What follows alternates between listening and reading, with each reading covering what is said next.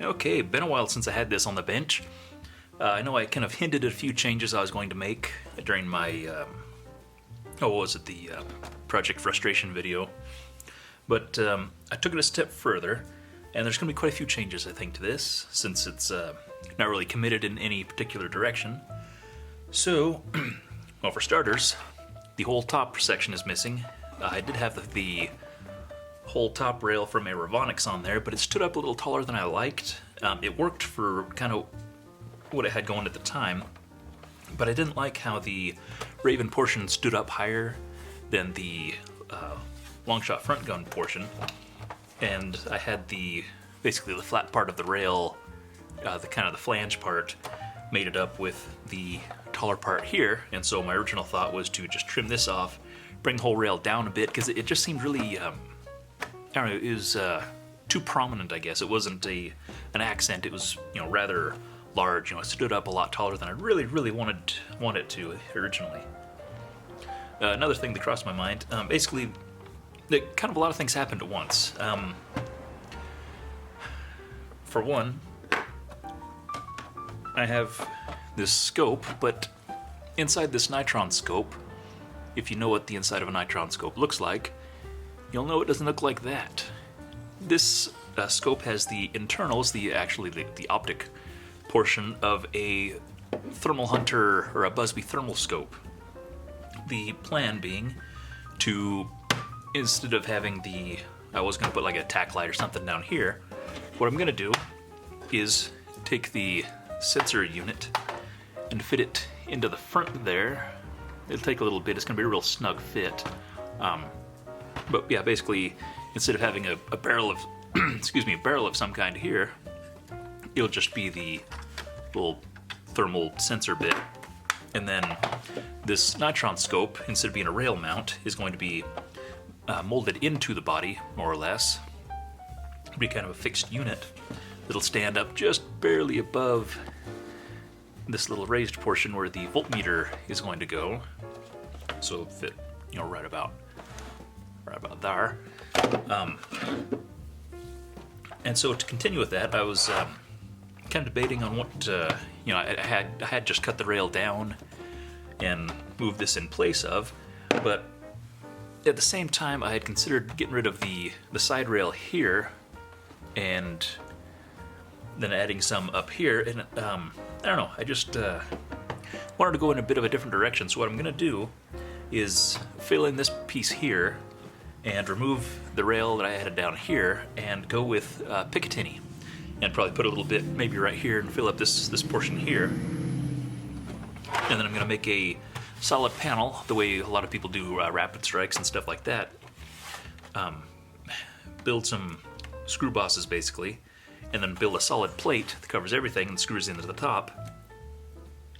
And then have the scope, the thermal bit, molded onto that top panel. That'll have a little bit of Picatinny on the front just for looks mostly. Maybe if you wanted to put like a laser thingy, or I don't know. There's a little bit of room there underneath the scope. But I figured that'd give it a little bit different attitude, I guess. And I don't know, I've never played with Picatinny before, and so I figured it'd just be kind of a practice, an experimental type thing. But no, basically what I'm gonna have to do is I've got basically everything that's gonna need to be in here, and then what you have here on the sensor part, this is the actual light from the color changey light part. I'm just gonna have to extend the leads and run them through the blaster up to this here, which is inverted. Originally, the box stood on top and shined down into the actual orifice that you look through. This way, it's going to be shining from the bottom, which shouldn't affect it at all. The idea I've been kicking around since basically since the thermal scope was first released, I guess. Because it came in that big giant clunky box and it didn't look good on anything. And so my original thought was, if the components were separated, if you could move them to different parts of a blaster. And I think it was Coat Duck was one of the first people that I knew who actually got the thermal scope in hand, and she opened it up, and I spoke to her a little bit about it. and she got some measurements, and I said, hey, is there any chance you could fit this into a Nitron scope? And she said, maybe, I ought to be close. And so that idea's been floating in the back of my head for, geez, it's almost been a year, I guess, since the thermal scope was first hinted at. And so I'd always had that idea floating around of having like an integrated scope, molded into a blaster instead of being like an accessory, a rail-mounted accessory. But I wanted to have like the perfect blaster for it. I wanted to have it really look natural, have it tucked in nice and stuff. And then I just happened to be messing with this, and that's when I cut the top rail out. And I was like, this might be the one, because I can tuck it back in here. It's got kind of a cool, nice flat area in front of it, and I can tuck the scope kind of up and around to this raised portion where the voltmeter and stuff's going to be. And it just seemed like a natural fit, and especially since I did have this big area up front that I didn't really have decided yet. And I took some measurements, and it's going to be a real snug fit, and I might have to cheat a little bit. I'm not quite sure yet. But, being able to squeeze the scope, or the heat sensor part, up inside, and I'll have to probably rebuild the whole front end of this a little bit to accommodate. But I think that's kind of one of those situations where it's the best use of this front spot. It'll be a nice use of the top rail. It'll be kind of a cool, what do you call it, a practice, proof of concept, I guess. Having the idea and finally being able to implement it. So there's that. This is going to be a whole different thing. I've never flat topped anything with a solid top panel, so this is going to be kind of a interesting development. Because I'm going to have to do that probably to the bottom as well, because I'm not sure if you can get Picatinny that's in a two-piece, split down the middle the way Nerf rail and stuff is. So that'll be a bit interesting. Also, just a few other design choices, I guess. I was playing with this and realized that when I was playing with the top part, realized that I've totally eliminated any kind of jam door, and at the same time, because like on the Hellhound, I got some heat about, hey, you just covered up the jam door, that's dumb. But at least you could access any jams from the bottom, through the magwell. But this has such an extended magwell that I can't even get my hand barely up to where, a jam would be. And so I was a little bit concerned about that, because I do like my stuff to be, functional and relatively reliable. And so I played with the idea. I'd taken apart a deploy and a raider out of my junk box, and played with the idea of integrating the access door into this, but both doors of those blasters are overly long, which I think I could have made happen if I hadn't integrated the Raven to the Strife yet, if I could have had the panel come underneath the Raven part. But in order to do anything like that now, I would have had to do too much damage. So what I've done so far is kind of roughed out a hole. This is not a finalized hole at all.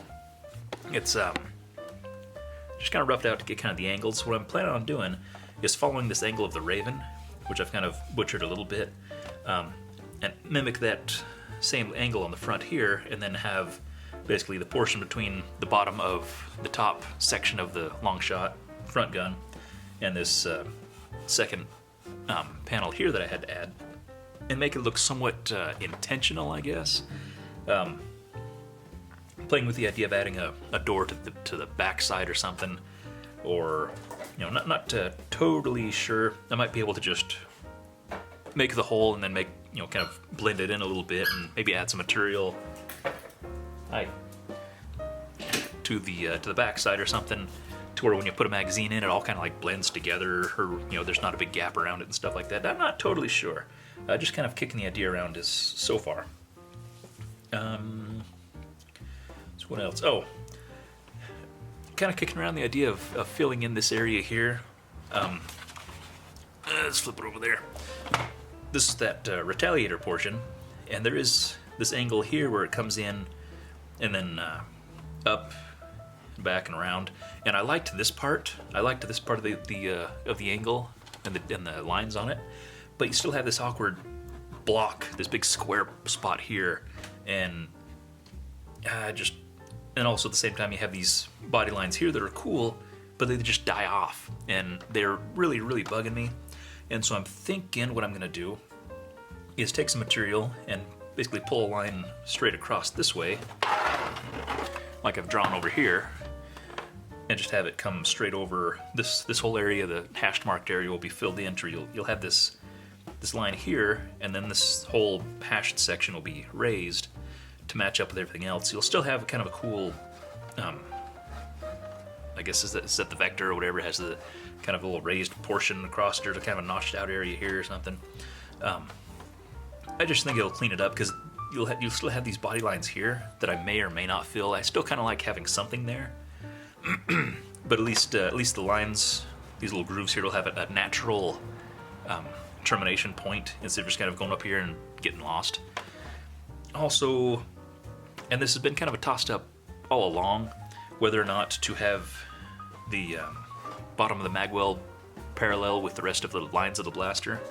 And it's something that, and I'd thrown it around before, but I kind of liked how it looked, because it was kind of it was very, very unique, and it just kind of became part of the blaster. But I think it makes the front look a little heavy, and I think if I pull this line up parallel with everything else, it'll make it look a little sharper, a little more aggressive, a little more nimble, I guess. This is all subjective and just artistic theory and stuff like that. Just at this point, still playing with it. I'm not going to cut it off quite yet. I think I'll wait and see how everything else, once I got the rail on there and everything else is all integrated in, and might Photoshop it a little bit and just see how much of a difference that's going to make. Because I do like the idea of having the bottom of the magwell parallel with the little slots in the side. I do still like kind of the big, kind of how it came down a little bit, but I just, like I said, I think it might be better for the blaster overall, trimming that off, but I'm not quite committed yet. So those are some changes coming down the pike for this thing. So it won't change in profile too much. Like I said, it'll be getting the scope on there, which I think doesn't really interrupt things too much, especially considering this rail, or this line, will be a little taller, and there will be just a little bit of rail to kind of break it up a little bit.